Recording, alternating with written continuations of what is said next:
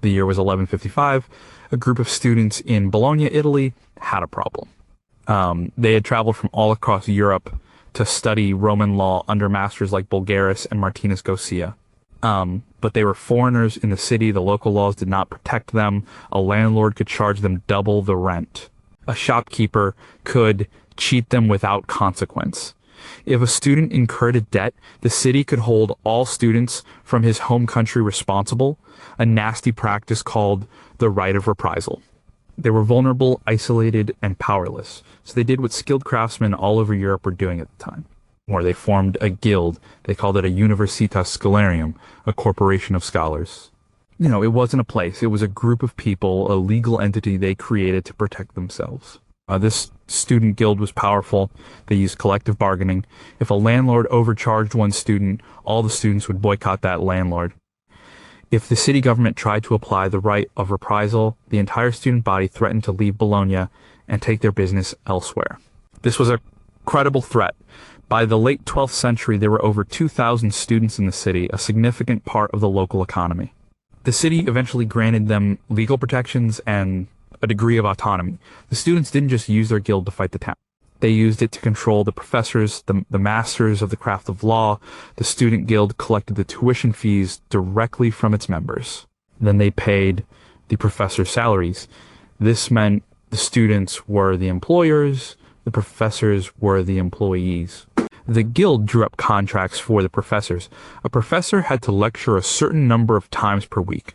He could not skip a chapter in the legal texts. He had to finish his course by a certain date. If he wanted to leave town, he had to post a bond to ensure he would return. If his lectures were not well attended, a sign that his teaching was poor, his pay was docked. The students would send a representative to monitor the lectures. If the professor spoke too softly, or, went too fast or failed to hold the student's attention, the representative would call him out. This was the birth of the university in the West. Not a grand building or a royal decree. It was a trade union, a guild of customers, the students, who organized themselves to control the quality and price of the product they were buying education. A little later, the professors formed their own guild, the Collegium Doctorum. This was a guild of masters, a Universitas Magistrorum. They controlled the curriculum and, most importantly, the examination process. They alone had the right to grant the licentia docendi, the license to teach. A student could attend all the lectures, but he could not become a master himself without passing the master's exam and being admitted to their guild. Over the centuries, these two guild models, the student run and the master run, merged and evolved. But the basic structure, the skeleton of the medieval guild remains. It's holding up the modern university you walk through today. You just have to know where to look. Number 10, your degree is just an apprenticeship. Sarah felt like she had been a student forever. She first walked onto the campus of the University of Michigan in the fall of 2010 as an 18-year-old freshman. She was a history major. For 4 years, she was an apprentice. She learned the basic tools of the trade. How to read a primary source document, how to construct an argument, how to write a research paper with proper footnotes. Her professors were the masters. They stood at the front of the classroom and showed her how the craft was done. She would read their books and articles, their finished work. Then she would try to imitate it in her own small way on a smaller scale in her term papers. And she learned the names of the important figures in her field, the major debates, the foundational texts. She was learning the language of the guild. In 2014, she graduated with a Bachelor of Arts degree. She had completed her initial apprenticeship. She was good at the craft, so her masters encouraged her to continue. She was accepted into the PhD program in American history at the same university. Now she was a journeyman. The nature of her work changed. She was no longer just consuming knowledge. She was expected to start producing it. Her first 2 years were spent in seminars. These were small classes of 8 to 10 students sitting around a table with a master craftsman, a professor. They would read a book a week, sometimes more. They would dissect it, analyze its arguments, critique its use of evidence. They were learning to see the seams in the finished product. They were learning how a master puts a piece of historical work together. At the same time, she was working as a teaching assistant. This was a classic journeyman role. She was not yet a master, not allowed to teach her own course, but she was helping a master. She would lead discussion sections for a large undergraduate lecture course. The master, Professor Davies, would deliver the main lectures twice a week in a hall with 300 students. Sarah would meet with 20 of those students on Fridays to go over the material, answer their questions, and grade their papers. She was practicing the teaching part of the craft under supervision. She was also getting paid a small stipend. It was barely enough to live on.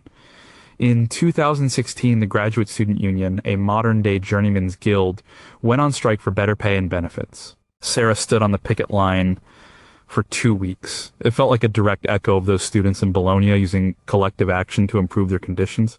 After 2 years of seminars and teaching, she had to pass her comprehensive exams. This was a major hurdle. She had to prove her mastery of 3 distinct fields of history. For 6 months, she did nothing but read. She created, reading lists with hundreds of books. Her fields were 19th century American social history, the history of the American West, and Native American history. She had to know the major works, the key arguments in the historiography, which is the history of how historians have written about a topic. The exam itself was a 2-day ordeal.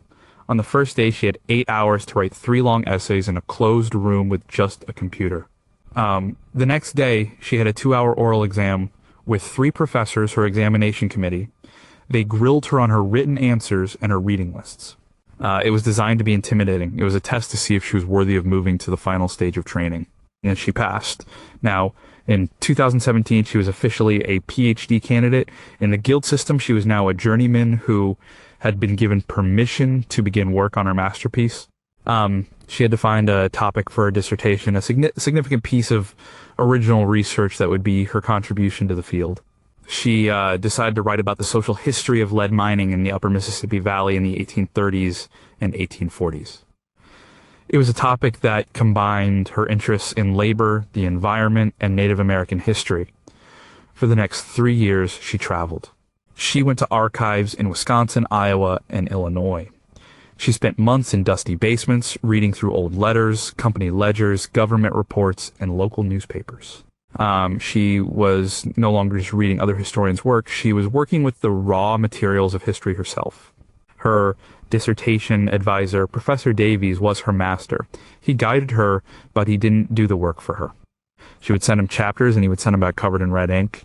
His comments were blunt. This argument is underdeveloped. Where is your evidence for this claim? Your prose is clumsy here. It was a slow, often painful process. She was honing her craft under the watchful eye of a master. Many of her peers dropped out during this phase. The national 6-year completion rate for PhDs in the humanities is only around 50%. The isolation and the pressure were immense. Sarah lived on a meager stipend, supplemented with some small research grants she applied for. She watched her friends from college start careers, buy houses, and have families. She was still a student, a journeyman in her late 20s. Finally, in the spring of 2021, after 4 years of research and writing, her dissertation was finished. It was 350 pages long, but she wasn't done. She had to defend it. This was the final ritual. She sat at a table with her committee of 4 professors. For 2 hours, they questioned her about her work. They probed for weaknesses. They challenged her conclusions. They tested the depth of her knowledge. It was the last inspection of her masterpiece. At the end, they asked her to leave the room. She waited in the hallway for 10 minutes, her heart pounding. Then the door opened. Professor Davies smiled. Congratulations, Dr. Sarah Jenkins. She had done it. After 11 years at the university, she had gone from apprentice to journeyman to master. The university had conferred upon her the title of Doctor of Philosophy. It was the modern equivalent of being accepted into the Master's Guild. It gave her the licentia docendi, the license to teach at the highest level. She was now qualified to be a professor, a master in her own right. But this just got her into the guild. Now she had to find a job, and the Guild of History Professors was a crowded one. Number 9, the dissertation is your guild masterpiece. Ben Carter smelled of yeast and ethanol. It was 2 a.m. on a Tuesday in November 2018, and he was alone in his lab in the molecular biology building at Johns Hopkins University. He had been working for 16 hours straight. He was a fourth-year PhD student. His life revolved around a single-celled organism, Saccharomyces cerevisiae, otherwise known as baker's yeast. For most people, yeast was for making bread or beer. For Ben, it was the raw material for his masterpiece. In a medieval stonemason's guild, a journeyman who wanted to become a master had to produce a masterpiece. He might be asked to carve a complex gargoyle or a delicate rose window. It had to be his own work, and it had to demonstrate his complete mastery of the tools and techniques of the trade. The guild masters would inspect it meticulously. If it met their standards, he would be admitted to the guild as a full master, free to open his own workshop and take on apprentices. Ben's 300-page dissertation was his gargoyle. His project was to understand a specific protein complex in yeast cells that was involved in DNA repair. This same complex existed in human cells, and when it malfunctioned, it could lead to cancer. His work was basic science. He wasn't curing cancer, but he was trying to understand the fundamental mechanics of how a cell prevents it. It was painstaking work. For months, he had been trying to get a single experiment to work.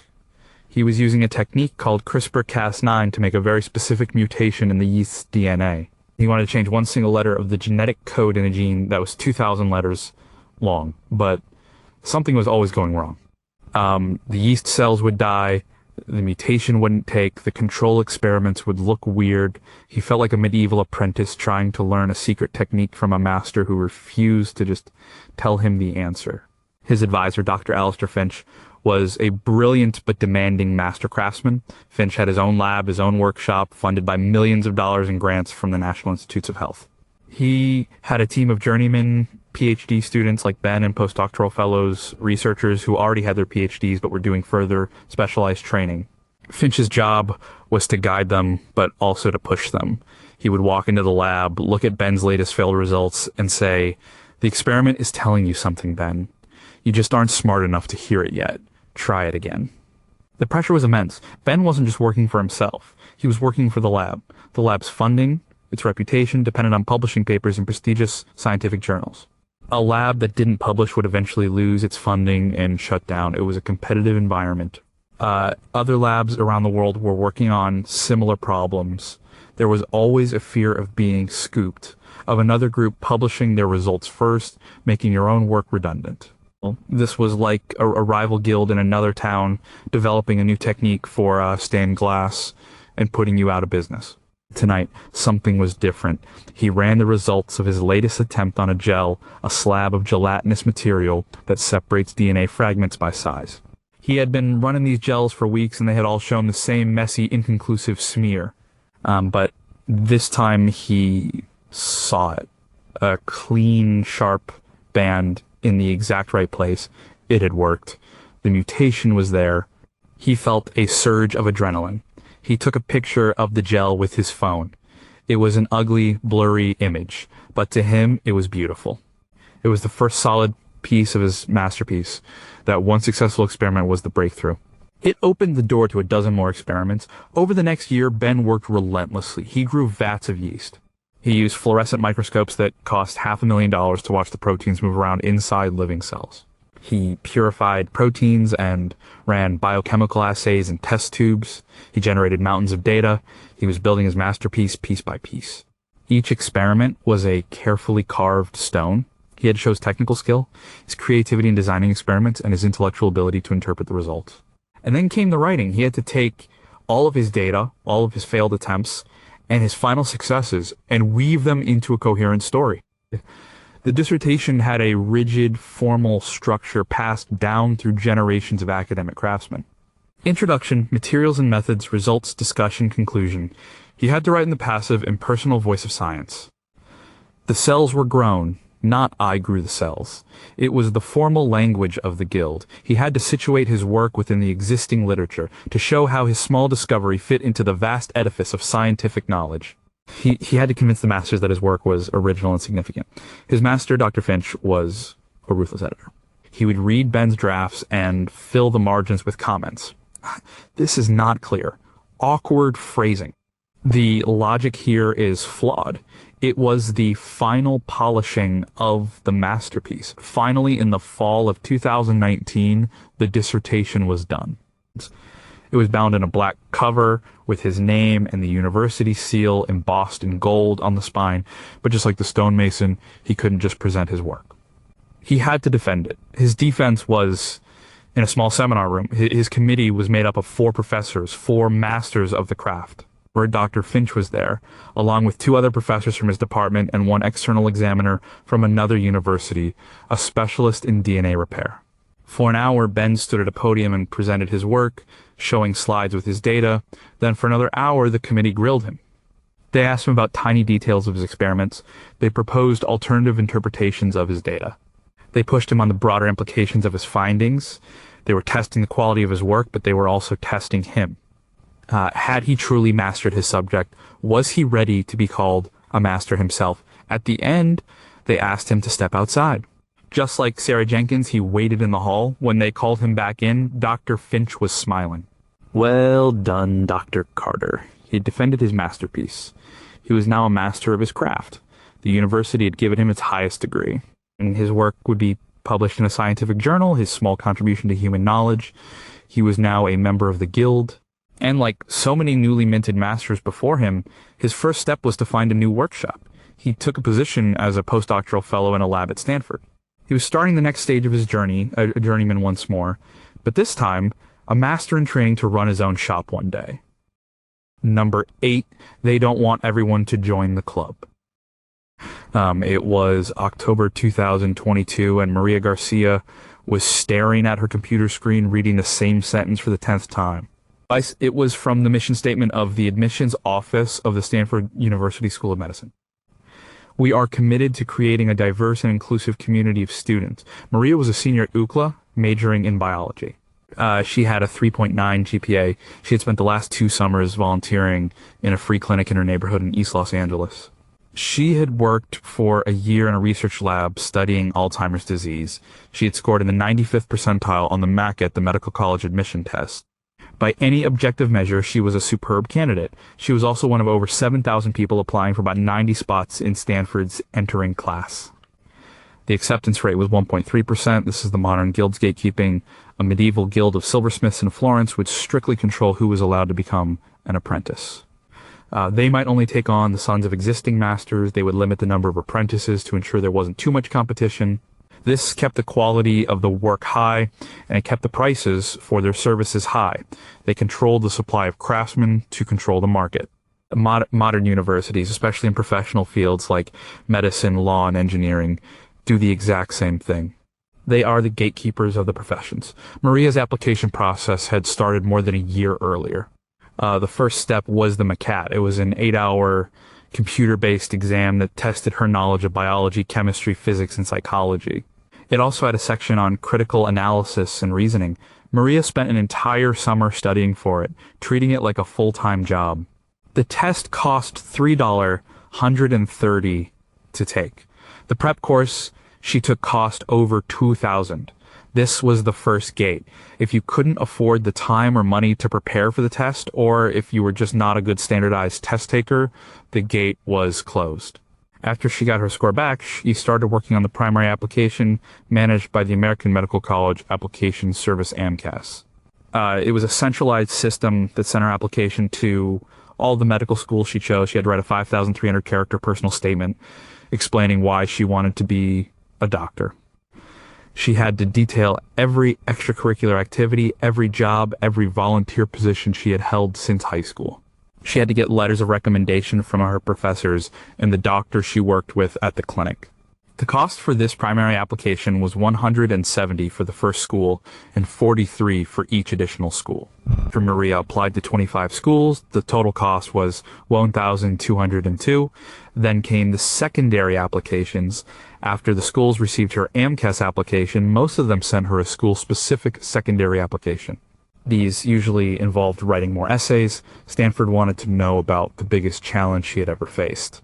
The University of Pennsylvania wanted to know about a time she had experienced failure.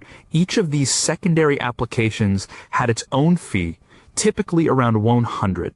Another $2,500. By the time she was done, Maria had spent nearly $6,000 just on applications. This financial barrier was another part of the gatekeeping. Out of her 25 applications, she received invitations to interview at 6 schools. This was a good sign. Most applicants don't get any interviews. The interviews were the final and most subjective part of the process. Before the pandemic, this would have meant flying around the country, spending thousands more on flights and hotels. Now, most of them were on Zoom, but they were no less stressful. The one at Stanford was a multiple mini interview, or MMI. Instead of a single long interview, she went through a series of 8 short, timed stations. At each station, she was given a scenario and had to discuss it with an interviewer for 7 minutes. One station was an ethical dilemma about a patient who was refusing life-saving treatment. Another was a teamwork exercise with another applicant she had never met. The interviewers were not just testing her knowledge, they were testing her personality, her communication skills, her empathy, her ability to think on her feet. They were the masters of the guild, sizing her up. Did she have the right temperament? Would she fit in? This is perhaps the most guild-like part of the process. It's not just about objective skill. It's about being the right kind of person, having the right fit for the club. The masters are choosing their future colleagues. They are replicating themselves. After the interviews, she waited. And for months, the medical school admissions process is notoriously slow and opaque. Finally, in March 2023, the emails started to arrive.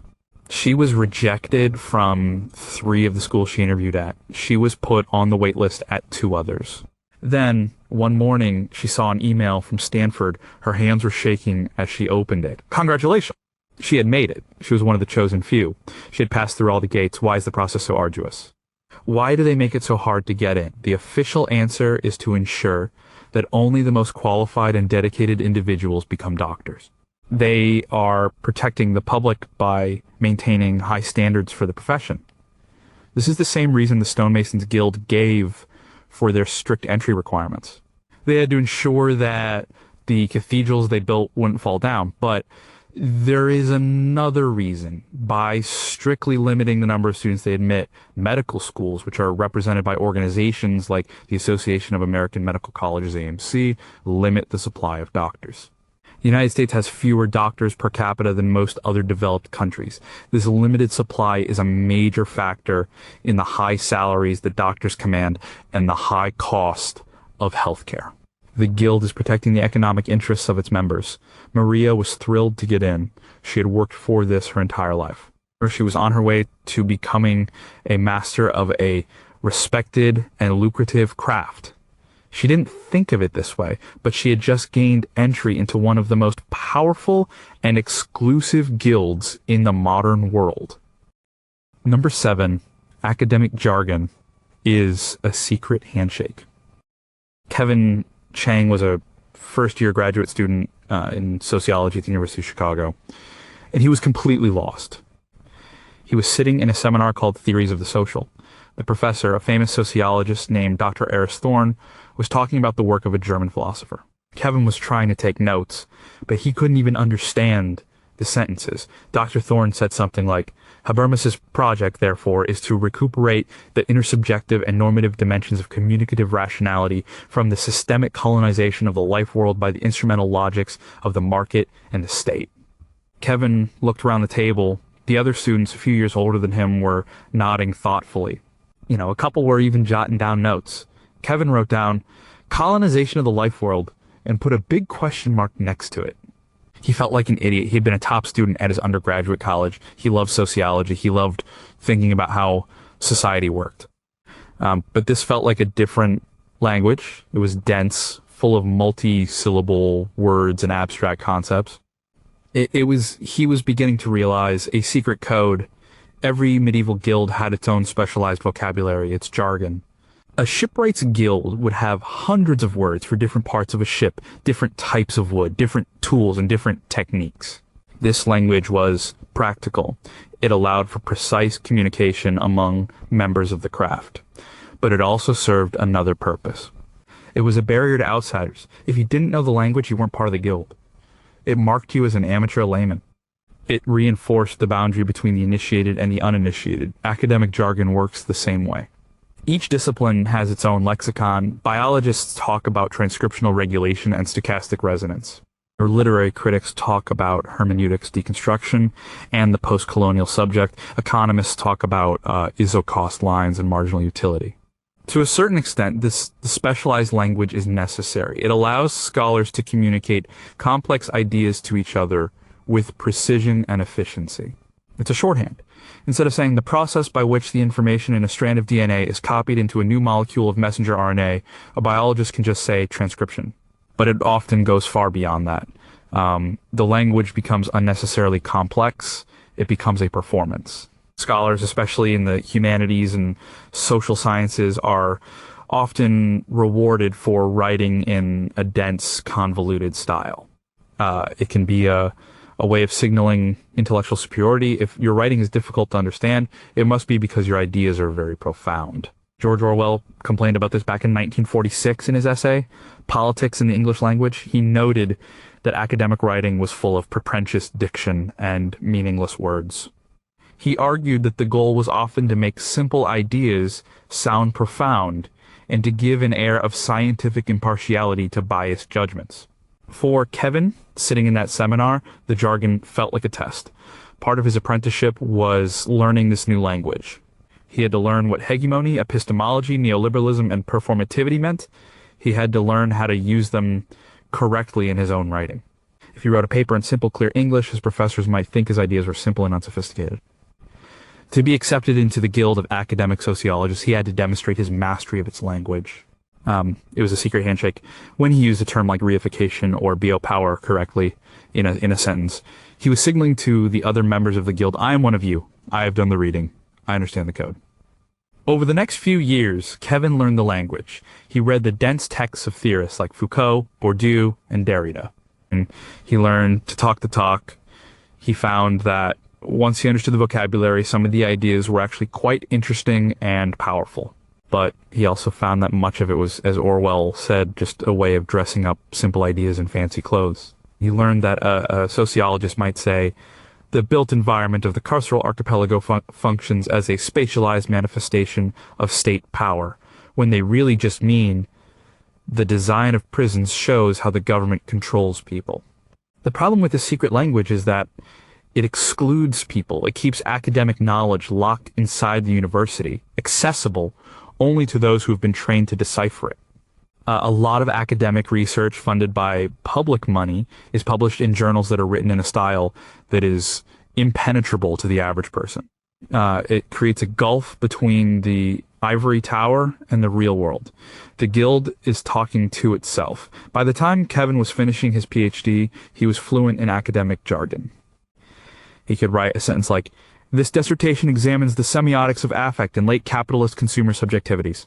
He knew it was a kind of game, but he also felt a little bit trapped by it. He had wanted to study sociology to understand the world and maybe even to help change it.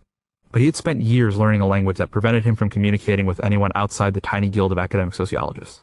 He had become a master of a secret craft, but he worried he had forgotten how to speak to everyone else. Number 6, your graduation gown is a medieval uniform. The day of Jessica Chen's graduation from Columbia University in May 2019 was hot and humid. She stood with thousands of other students on the main lawn, a sea of light blue gowns. She adjusted her cap to the square mortarboard, making sure the tassel was on the right side. She was about to receive her Bachelor of Arts in Economics. The ceremony was long. There were speeches from the university president, a famous journalist, and the student valedictorian. There was a lot of talk about the future, about going out into the world and making a difference. But Jessica was more fascinated by the past. She was looking at what everyone was wearing. It was a strange and ancient costume party. The undergraduates all wore simple blue gowns. The graduate students wore black gowns. The professors sitting on the stage were a riot of color. They wore black gowns, but they were adorned with velvet stripes on the sleeves and brightly colored hoods draped over their shoulders. Some had floppy velvet hats that looked like something out of a Rembrandt painting. Jessica knew that this wasn't just random pageantry. This was a code. The academic regalia everyone was wearing was a direct descendant of the dress of medieval scholars. It was the uniform of the guild. In the 12th and 13th centuries, when the first universities were forming in Bologna, Paris, and Oxford, students and masters were typically clerics or training to be clerics. They wore the robes of their religious order, a long gown or tunic, usually black or gray, with a hood, a kappa, and a cap. This was their everyday dress. The clothes were practical, the university buildings were unheated stone halls, and the long robes kept them warm. The hood could be pulled up to protect them from the cold and rain. Over time, this practical clothing became a uniform. It distinguished the members of the university guild from the ordinary townspeople. It was a visual marker of their status and their membership in a special community. As the universities grew more formal, so did the dress code. Different universities adopted different styles of gowns. Different faculties or fields of study began to be associated with different colors. In some early universities, theologians wore black, lawyers wore purple, and doctors of medicine wore green.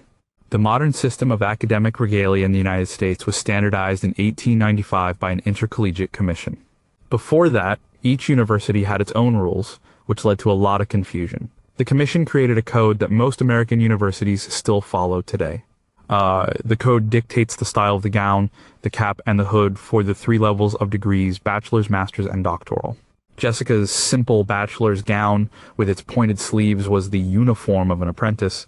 It showed that she had completed her initial training but was not yet a master. The master's gown is slightly different, with an oblong sleeve open at the wrist.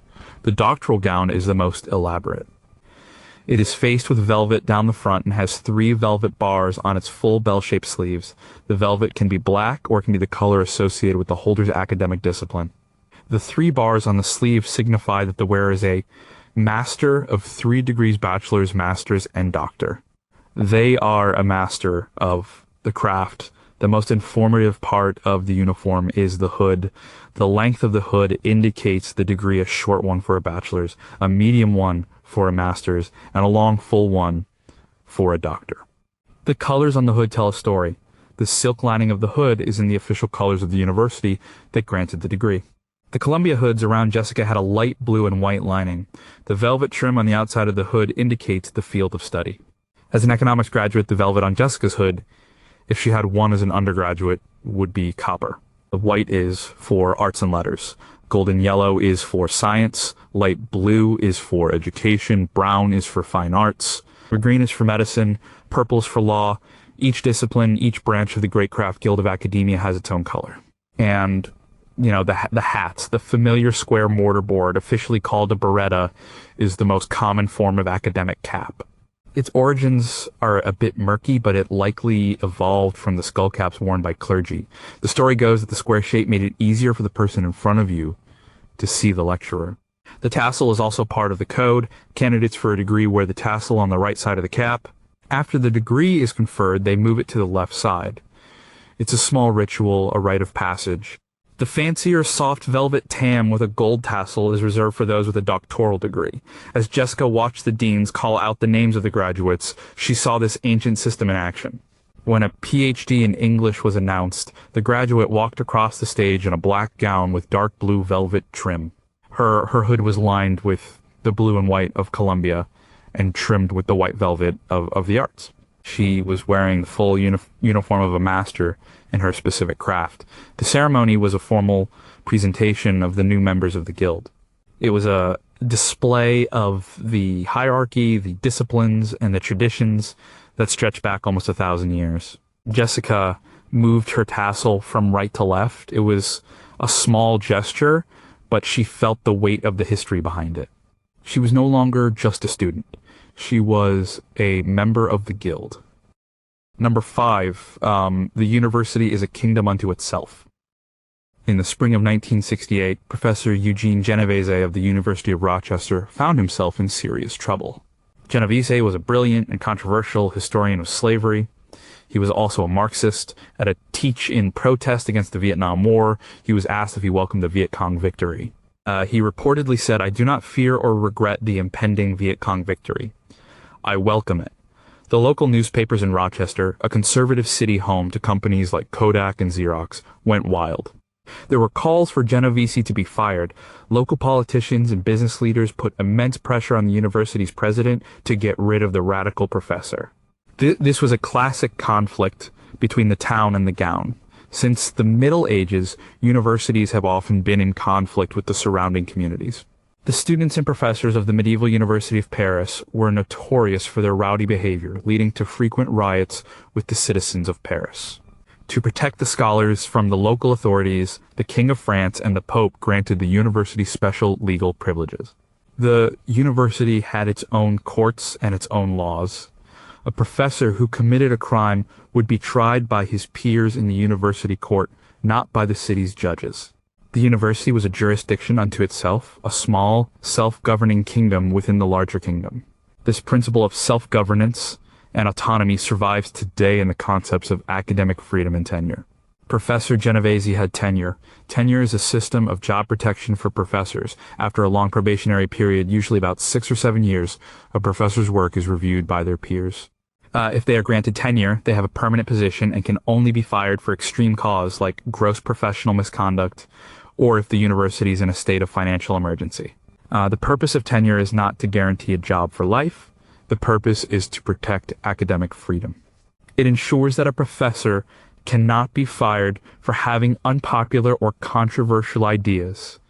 It allows scholars to pursue research and to speak out on issues of public concern without fear of retaliation from politicians, donors, or university administrators. It is the modern shield that protects the university's autonomy. The pressure on the University of Rochester to fire Genovese was intense. But the university's governance structure, a modern reflection of the guild, kicked in. The decision was not up to the president alone. The faculty had a powerful voice. The faculty senate, an elected body of professors, is the main legislative body of the university. It has authority over academic matters like curriculum, degree requirements, and standards of scholarship. It also has a strong say in matters of faculty discipline and academic freedom. The faculty at Rochester rallied around Genovese. Many of them disagreed with his political views. Many found his statement about the Viet Cong to be offensive. But they defended his right to say it. They argued that firing him would have a chilling effect on academic freedom. If Genovese could be fired for his political speech, then any professor could be. The principle of tenure was at stake. The university's provost, a senior academic administrator, investigated the case and concluded that Genovese had not broken any laws or university rules. He had been speaking as a private citizen at a political event. His speech was protected by the First Amendment and by the principles of academic freedom. The university's president, W. Allen Wallace, ultimately sided with the faculty and the provost. He refused to fire Genovese. He faced a backlash from the community and from some donors, but he held firm. He defended the university as a place where all ideas, even unpopular ones, could be debated. The university was acting like its medieval predecessor. It was using its own internal rules and governance structures to protect one of its own members from outside interference. It was asserting its right to be a self-governing community of scholars. This self-governance extends to many aspects of university life. The departments, which are like the local chapters of the guild, are the basic unit of governance. The faculty in a department decide who to hire. They decide which graduate students to admit. They design the curriculum for their majors. The peer review system, which governs academic publishing, is another form of self-governance. A paper submitted to a journal is not judged by an administrator or a government official. It is judged by other experts in the field, by the author's peers. The guild polices itself. This autonomy is always under threat. Politicians try to interfere with university hiring or curriculum. Donors sometimes try to use their financial leverage to influence research, but the structures of shared governance, the faculty senate, the departmental committees, and the system of tenure are the university's defenses. They are the modern walls of the university's self-governing kingdom, a kingdom that traces its independence back to the special privileges granted to the first guilds of masters and scholars in medieval Europe. Professor Genovese stayed at the University of Rochester for several more years before moving on to another university. The guild had protected its own. Number 4, a degree is a license to practice a craft. David Martinez had wanted to be an architect since he was 10 years old. He spent his childhood drawing buildings and making elaborate structures out of Legos. In 2012, he enrolled in the 5-year Bachelor of Architecture program at Cornell University, it was an intense, all-consuming experience. He spent countless hours in the studio building physical models out of basewood and cardboard and learning complex computer-aided design CAD software. His professors were all practicing architects, masters of the craft. They taught him about structural systems, building materials, architectural history, and design theory. He learned how to think about space, light, and form. In 2017, he graduated. He had a professional degree from one of the top architecture schools in the country. He was proud of his accomplishment, but he was not an architect. He was legally forbidden from calling himself an architect. He could not sign off on architectural drawings. He could not be the principal of his own firm. He had a degree, but he did not have a license. This is the university's role as the gatekeeper for the professions, acting in concert with modern-day guilds. A medieval guild of apothecaries would control who was allowed to mix and sell medicines in a city. They would set the standards for training and practice. The goal was to protect the public from quacks and charlatans, but it also gave the guild a monopoly. You could not practice the craft without the guild's approval. Today, the state licensing boards for professions like architecture, law, medicine, and engineering are the modern equivalent of these guilds. And the first and most important requirement for getting a license is a degree from a university program that has been accredited by the guild. For David, the path to becoming a licensed architect was long and structured, just like the path of a medieval apprentice. His 5-year degree was just the first step. The next step was the Architectural Experience Program, AXP, a national internship program administered by the National Council of Architectural Registration Boards, NCARB. NCARB is the modern guild of architects. It is a nonprofit corporation made up of the architectural licensing boards of the 50 states. It sets the national standards for licensure. The AXP requires aspiring architects to complete 3,740 hours of documented work experience under the supervision of a licensed architect. These hours have to be spread across 6 different practice areas, such as project management, practice management, and construction and evaluation. David got a job as an intern at a large firm in New York City. For the next 3 years, he was a journeyman. He worked on drafting construction documents, building models for client presentations, and visiting job sites. He kept a detailed log of his hours, which had to be approved by his supervisor, a senior architect at the firm. It was a formal apprenticeship. He was learning the practical side of the craft, things he couldn't learn in school. After he completed his 3,740 hours, he was eligible to take the final test, the Architect Registration Examination ARE. The ARE is a grueling series of 6 separate exams, each one lasting 3 to 5 hours. The exams cover all aspects of architectural practice, from building codes and structural systems to professional ethics and contract administration. It is the modern guild's masterpiece test. David spent almost a year studying for the exams while working full-time.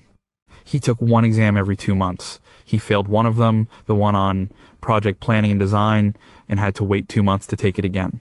The total cost for the exams was $1,410. Finally, in the summer of 2021, 9 years after he started architecture school, he passed his last exam. He submitted all his paperwork to the New York State Education Department, paid his licensing fee, and a few weeks later, he received a small certificate in the mail. It said he was now a registered architect in the state of New York. He could now legally use the title architect. He could start his own firm if he wanted to. He had been granted his license to practice the craft. This system is repeated across the professions. You cannot become a lawyer without graduating from a law school accredited by the American Bar Association and passing the bar exam. You cannot become a professional engineer without graduating from an ABET accredited engineering program and passing the fundamentals of engineering and professional engineering exams.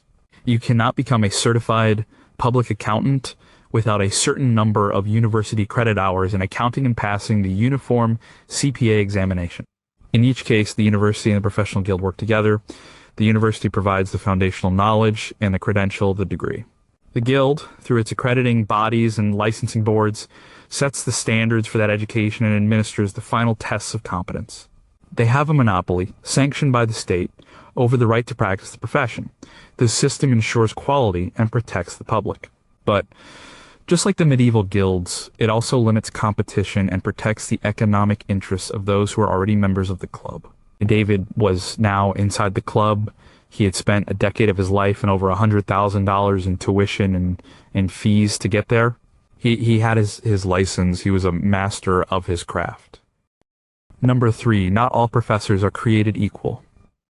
Dr. Elena Vance loved teaching. She had a PhD in English literature from Duke University, and she specialized in 19th century British poetry. She was an expert on the work of Alfred Lord Tennyson. In the fall of 2023, she was teaching 2 sections of freshman composition and 1 introductory literature survey course at a large public university in the Midwest. She had 75 students in total. She spent her days preparing lectures, leading class discussions, grading essays, and meeting with students during her office hours. She was a dedicated and popular teacher. Her student evaluations were excellent, but Dr. Vance was not a professor, not in the way most people think of one. She was an adjunct lecturer. She was a journeyman in a system with very few paths to becoming a master. In a medieval guild, there was a clear hierarchy. At the top were the masters, the established craftsmen who owned their own workshops, had a vote in the guild's affairs, and enjoyed the full protection of the guild. Below them were the journeymen, who had completed their apprenticeship but did not yet have their own workshop. They worked for a master for a daily wage. At the bottom were the apprentices who were learning the trade and worked for room and board. The modern university has a very similar hierarchy, but it has become increasingly top-heavy and precarious for those at the bottom. In Dr. Vance's English department, there were 40 full-time tenure-track faculty members. These were the masters. They were divided into 3 ranks. At the bottom were the assistant professors, who were in their initial 6-year probationary period before being considered for tenure. Above them were the tenured associate professors. And at the very top were the full professors, the senior scholars in the department. These 40 professors were the guild masters. They had job security. They had good salaries and benefits. They had a say in departmental governance. They voted on who to hire and who to grant tenure. They designed the curriculum.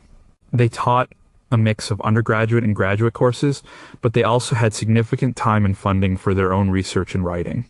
Their teaching load was typically 2 courses per semester. Then there were people like Dr. Vance. She was one of about 60 adjunct or contingent faculty members in the department. They were the journeymen and women of the modern university. They were hired on short-term contracts, usually for a single semester or a single academic year. They were paid a flat fee per course with no benefits. Dr. Vance was paid $3,000 per course. For her 3 courses in the fall semester, she would earn $9,000. She had to teach a 4th course at a nearby community college just to make ends meet. Her total annual income was about $24,000. She had no job security. Her contract might not be renewed for the next semester if student enrollment was down. She had no office of her own. She shared a small, windowless room with 6 other adjuncts. She was not a member of the faculty senate and had no vote in departmental affairs. She was not paid to do research. Her job was to teach mostly the introductory courses that the tenured professors preferred not to teach. This is the dirty secret of the modern university. Over the past 40 years, the academic labor system has shifted dramatically. In 1975, over 70% of the instructional faculty in American universities were tenured or on the tenure track. They were masters or apprentices on the path to becoming masters. Today, that number is less than 30%. The majority of university teaching in the United States is now done by contingent faculty like Dr. Vance, part-time adjuncts, full-time lecturers on short-term contracts, and graduate student teaching assistants. The university has come to rely on a large, cheap, flexible workforce of academic journeymen with little hope of ever becoming masters. The reasons for this shift are complex. State funding for public universities has been cut, forcing them to reduce costs. Universities have also adopted a more corporate management style, prioritizing efficiency and flexibility. It is much cheaper to hire an adjunct for a $3,000 course than to pay a tenured professor a salary of $100,000 plus benefits. The result is a 2-tiered system. There is a small, privileged class of masters who have all the protections and benefits of guild membership. And there is a large, growing underclass of academic laborers who do much of the essential work of the university but have none of the security or status. For Dr. Vance, it was a frustrating existence. She had spent a decade in graduate school, accumulating over $80,000 in student loan debt to become a scholar and a teacher. She had mastered her craft, but the guild had changed. There were very few master positions available. In 2023, there were only about 30 tenure track jobs in her field advertised in the entire country. Hundreds of new PhDs like her were competing for those few spots. So she was stuck in the precarious world of the adjunct. She was a member of the guild in name. She had the PhD, the title of doctor, but she was denied the rights and privileges of a full member. She was a perpetual journeyman in a system that had closed its doors to all but a lucky few. Number 2, peer review is the guild's stamp of approval. Dr. Aisha Khan, a young assistant professor of immunology at the University of California, San Francisco, stared at her email. It was the decision on the research paper she had submitted 4 months earlier to the prestigious journal Nature Immunology. The paper was the culmination of 3 years of work in her new lab. It detailed a discovery her team had made about how a certain type of immune cell called a T cell recognizes and attacks cancer cells. She believed it was a significant finding that could lead to new types of cancer therapies. She took a deep breath and opened the email. The first word was revisions. It wasn't a rejection, but it wasn't an acceptance either. The editor had sent her manuscript to 3 other scientists, 3 experts in her field, to review it. These reviewers were anonymous. Dr. Khan didn't know who they were, and they didn't know who she was. Their job was to act as the gatekeepers of scientific knowledge, the quality control inspectors for the Guild of Scientists. They had read her paper carefully and had written detailed critiques. The editor had included their comments in the email. Reviewer 1 was positive. They thought the work was elegant and important, but suggested a few minor clarifications. Reviewer 2 was also generally positive, but wanted to see one additional experiment to confirm a key finding. But reviewer 3 was brutal. The author's central claim is not well supported by their data. The review began. The experiments are poorly controlled, and the conclusions are overstated. This paper is not suitable for publication in its current form. The reviewer then went on to list, in painstaking detail, all the perceived flaws in her study. Dr. Khan's heart sank. She felt a mix of anger and despair. She had poured her life into this work. She knew her experiments were sound. She felt that reviewer 3 had misunderstood a key part of her analysis, or perhaps was a rival scientist from a competing lab who wanted to slow down her work. But she couldn't argue. The system of peer review is the central pillar of academic publishing. It is the mechanism by which the guild polices itself. The origins of peer review go back to the 17th century. The first scientific journals, like the Philosophical Transactions of the Royal Society in London, founded in 1665, began the practice of having the editor send submitted manuscripts to other experts for their opinion before publication. The goal was to ensure the quality and originality of the work being published. It was a way for the emerging community of scientists to regulate itself, to separate credible claims from nonsense. It was the guild setting the standards for its craft. Today, the process is highly formalized. When a scientist like Dr. Khan submits a paper to a journal, the editor first decides if it is a good fit for the journal and if it is of sufficient interest. If it is, they send it to 2 or 3 peers, other scientists with expertise in the same area. These reviewers volunteer their time. They are not paid. They perform this service as part of their duty as members of the scientific community. They are the guild quality control officers. Their job is to assess the paper on several criteria. Is the research question important? Is the methodology sound? Are the results presented clearly? Do the conclusions logically follow from the data?